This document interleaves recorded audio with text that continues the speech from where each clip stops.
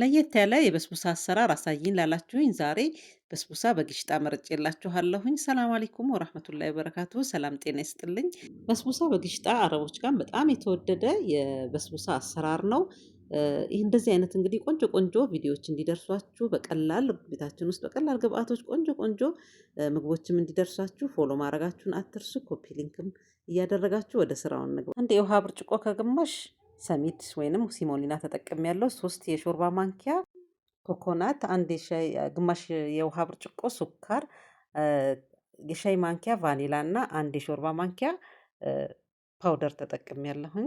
ከዛ 2 እንቁላል አደረኩኝ፣ ዘይት ግማሽ፣ ወተት ግማሽ፣ እርጎ 3 ማንኪያ፣ ትንሽዬ ጨው አድርጌ በደንብ እንደዚህ አዋሃድኩት። እንግዲህ ተመልካቾቼ በተረጋጋ ሁኔታና እንደምንም በሰፊ ማብራሪያ ቪዲዮዎችን ከፈለጋችሁ የምግብ ቪዲዮዎች የተለያዩ 350 በላይ የሚሆኑ የምግብና የጣፋጭ ምግቦችን ከፈለጋችሁ አናፍዛ ሀበሻ በሚል ዩቲዩብ ቻናሌ ላይ ታገኛላችሁ። ገብታችሁ ሰብስክራይብ አድርጉ፣ ቤተሰብ ሁኑ። ግማሹን እንደዚህ አድርጌ በ180 ዲግሪ ለ20 ደቂቃ አበስለዋለሁኝ። ከላይ ደግሞ ሺራና የምናፈሰውን አንድ የውሃ ብርጭቆ ከሩብና አንድ ሱካር እና ሎሚ ትንሽ አድርጌ አንተከትከዋለሁኝ።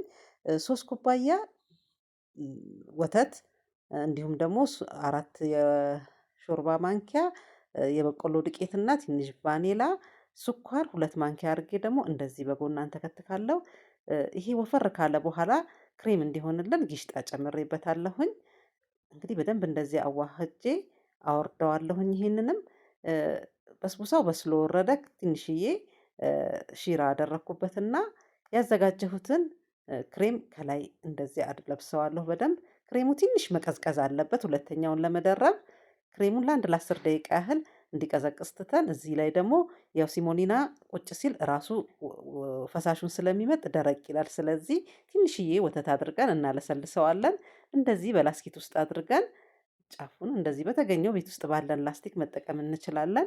እንደዚህ ከላይ እናደርገዋለን። ከዛ ይሄንን አስተካክለን ደግሞ በተመሳሳይ በ180 ዲግሪ ለ20 ደቂቃ እናበስለዋለን። ማብራት በመሃል ስለጠፋብኝ እኔ ትንሽ ተንጠቅጠቅ ብሎብኛል። ከላይ እንግዲህ መልሼ ሺራውን አፍስሼበት ትንሽዬ ለ1 ሰዓት የሚያህል ወረቀት ወይንም ላስቲክ እና ጨርቅ አልብሰን እናቆየዋለን።